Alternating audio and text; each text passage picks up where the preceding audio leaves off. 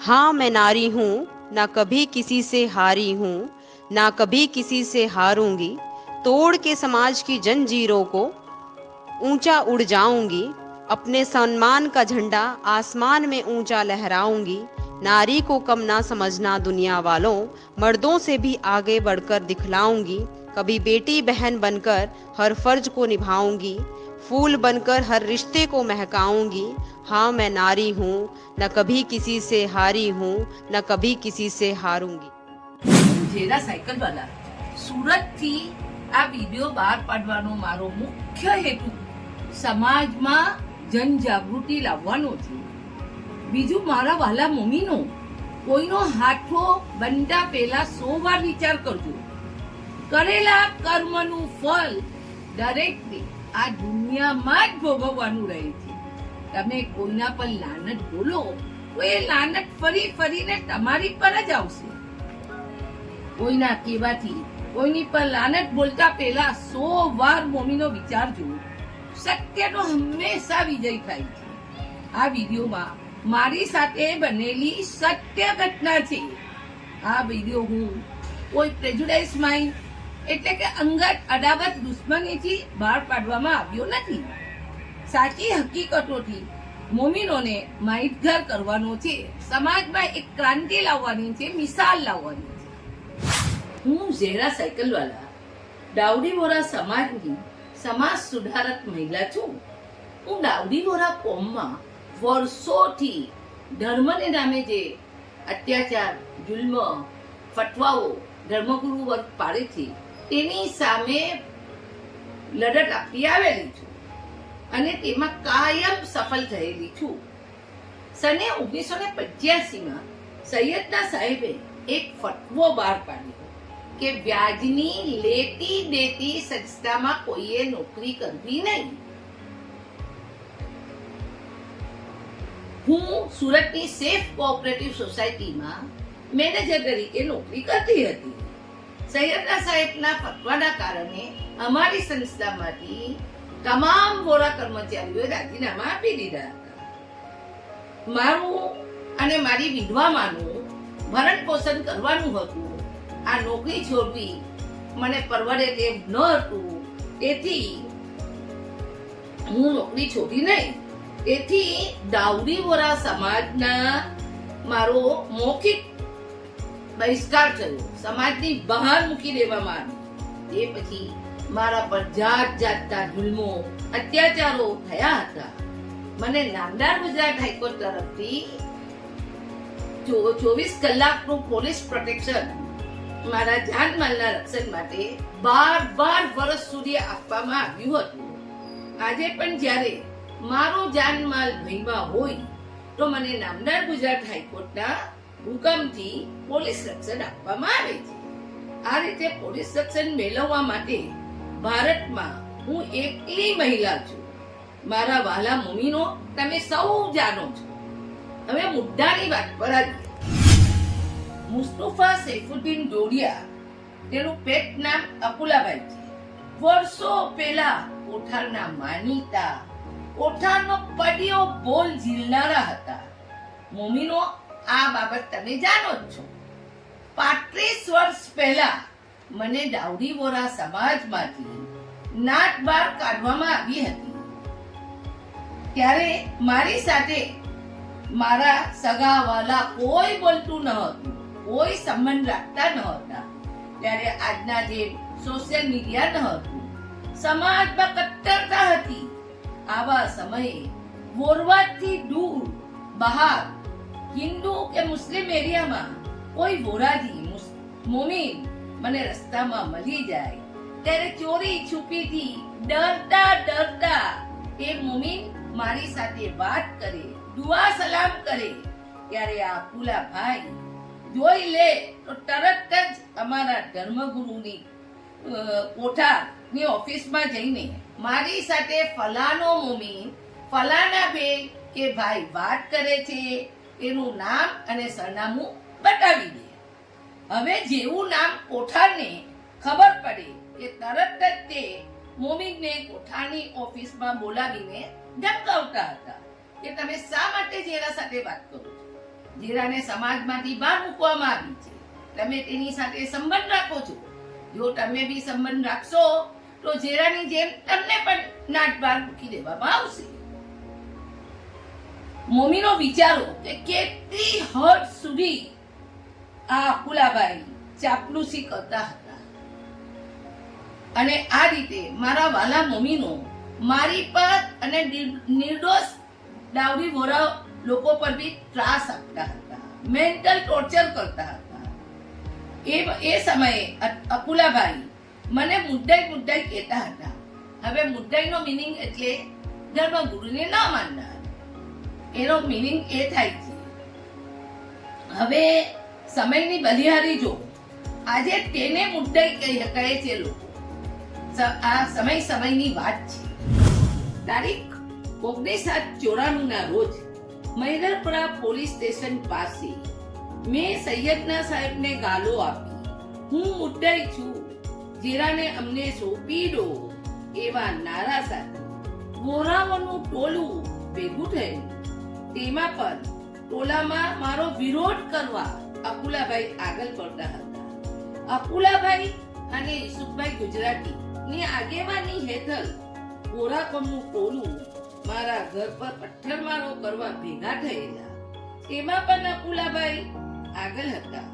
મારા ઘરની બારી અને વેન્ટિલેશનના કાચ તોડી રાખ્યા હતા.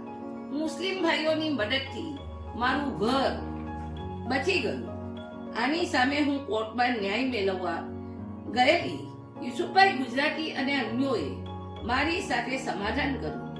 તે હકીકતથી મારા સૌ મમ્મીનો ખબર છે. હું 7 ગામની છું અને અકુલાભાઈ પણ અમારા 7 ગામના છે.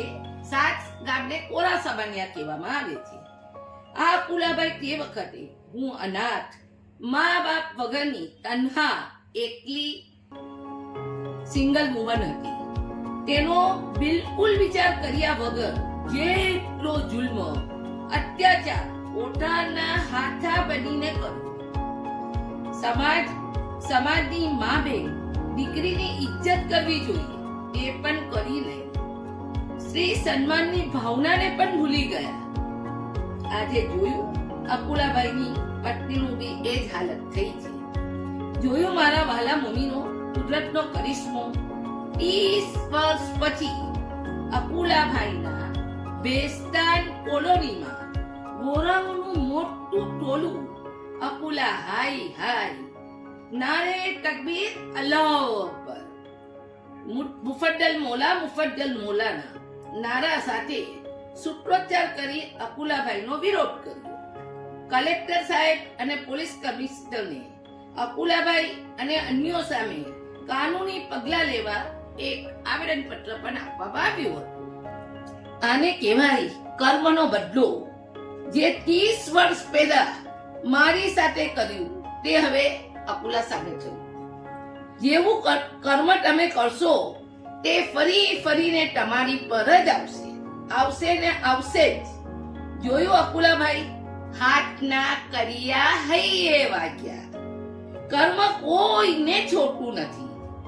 એક બાજુ કોઠાર અકુલાભાઈ અને અન્યો સામે કલેક્ટર સાહેબને આવેદન પત્ર આપી પગલાં લેવાની ફરિયાદ કરે છે, તો બીજી બાજુ વોરાકોમના આગેવાન સમુનભાઈ ગોધરાવાલા કે જે આવેદન પત્રમાં સહી પણ કરી હતી તે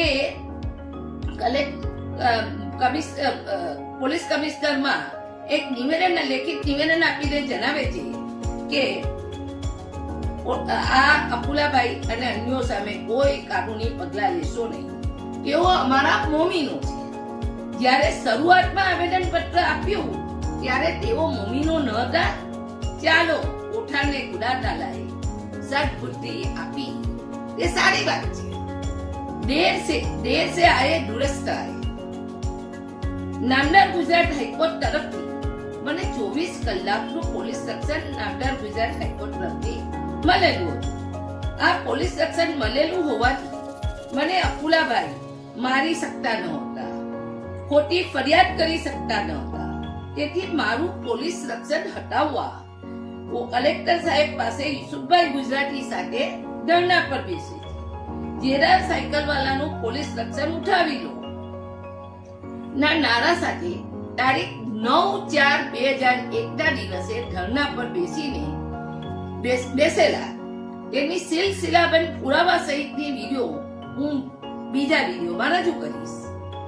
અકુલાભાઈએ મારી પર અનેક ફરિયાદો કરી હતી. તેની ખોટી પુરાવા વગરની ફરિયાદને કારણે સુરતની ક્રાઇમ બ્રાન્ચે ફરિયાદી એટલે કે અકુલાને જ આરોપી બનાવી દીધો હતો.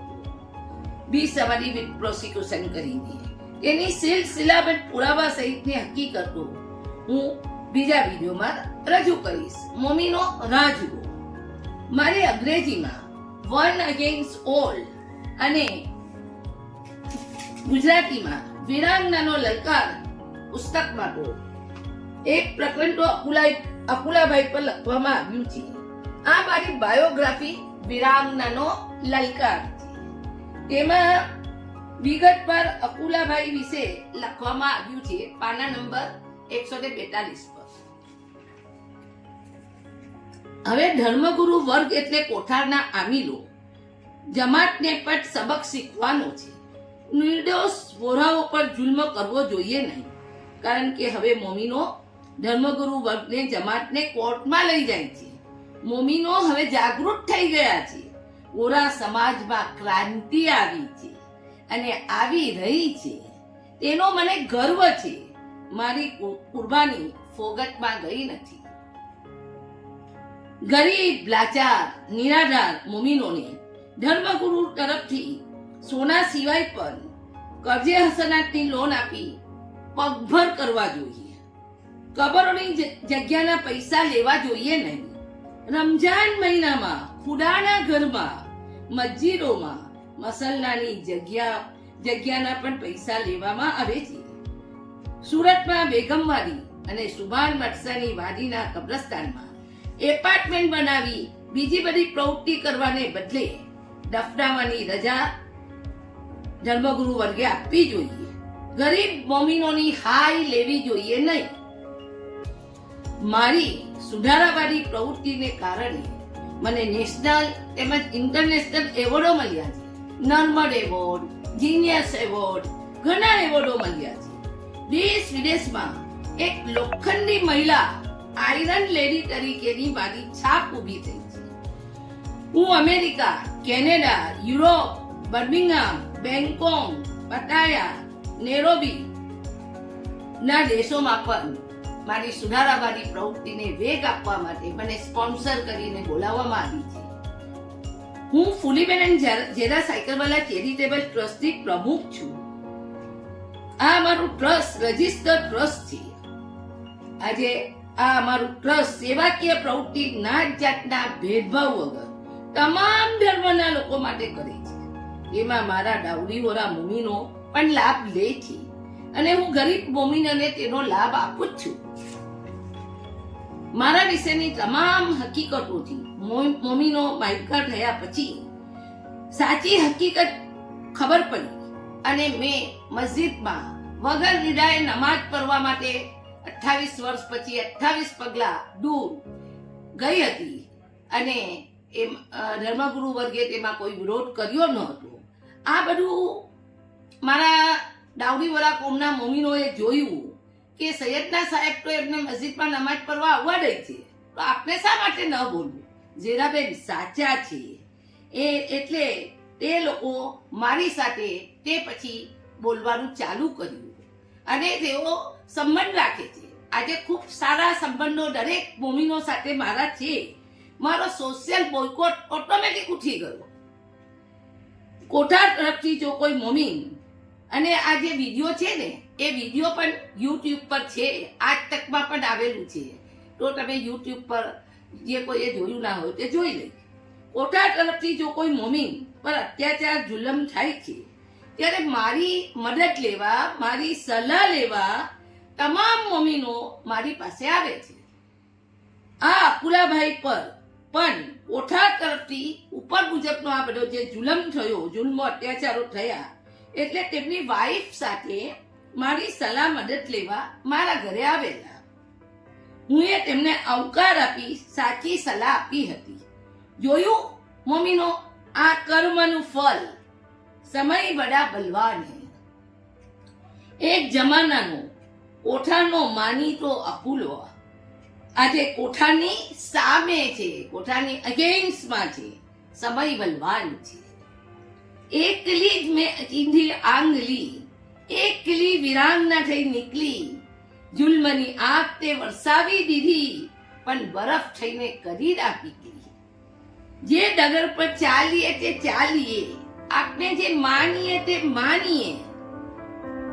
રૂટા બતાવશે કેટલા, સત્યને તો ચાહીએ. જય હિન્દ, જય ભારત, આમીન. બીજો વિડીયો માટે મમ્મીનો રાહ જુઓ.